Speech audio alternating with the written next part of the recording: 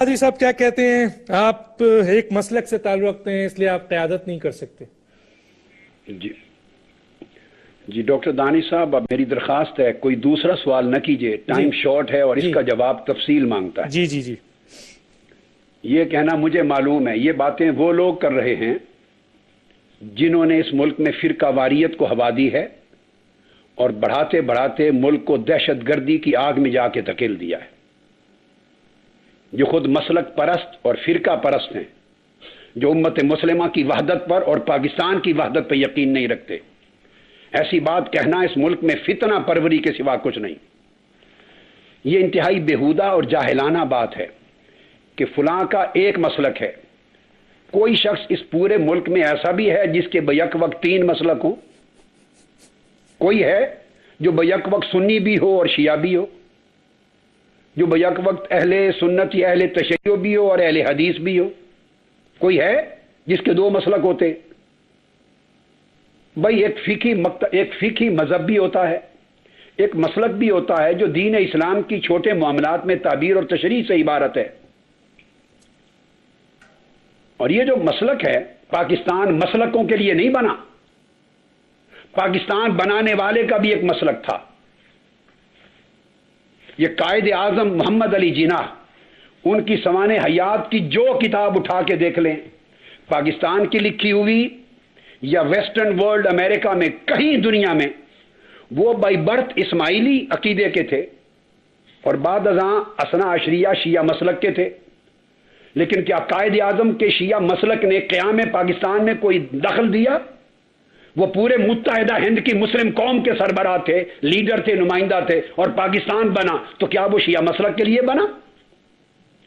ہر سنی اور شیعہ، ہر مسلم اور غیر مسلم میں قائد اعظم کی قیادت کو مانا اور ان کے نتیجے میں پاکستان کا تحفہ ملا، تو مسلک کہاں گیا؟ مسلک ایک پرسنل میٹر ہوتا ہے۔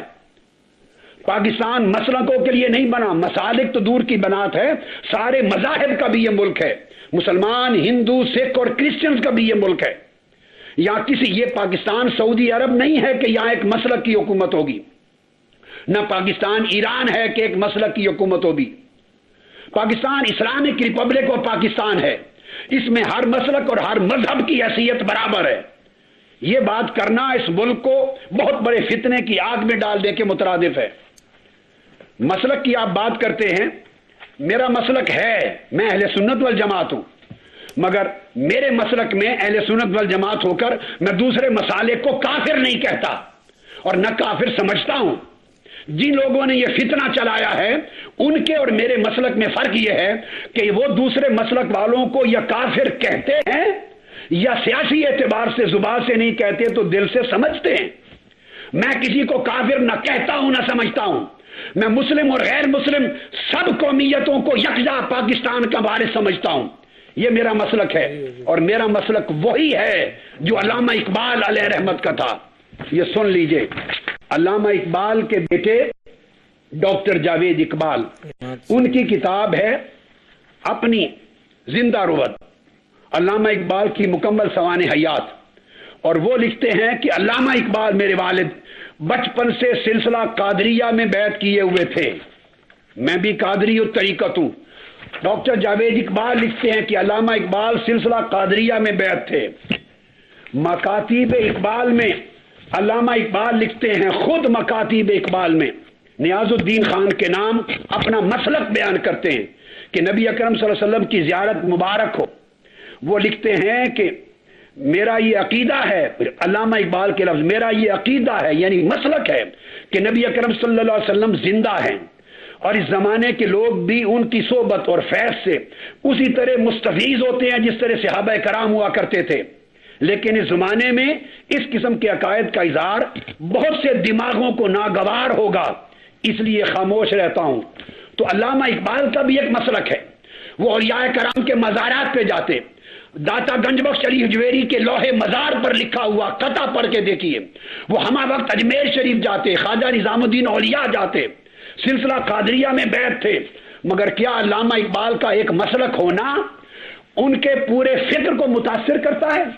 وہ پورے بر صغیر پاک و ہند کے فکری رہنما تھے، فکری مجتہد تھے، فکری قائد تھے، جن کے فکر نے پاکستان کا خواب دیا۔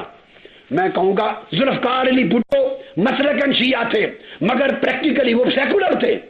بے نظیر بھٹو، آصف علی زرداری، آپ کے جنرل، آپ کے لیڈر، کون ہے جس کا کوئی مسلک نہیں؟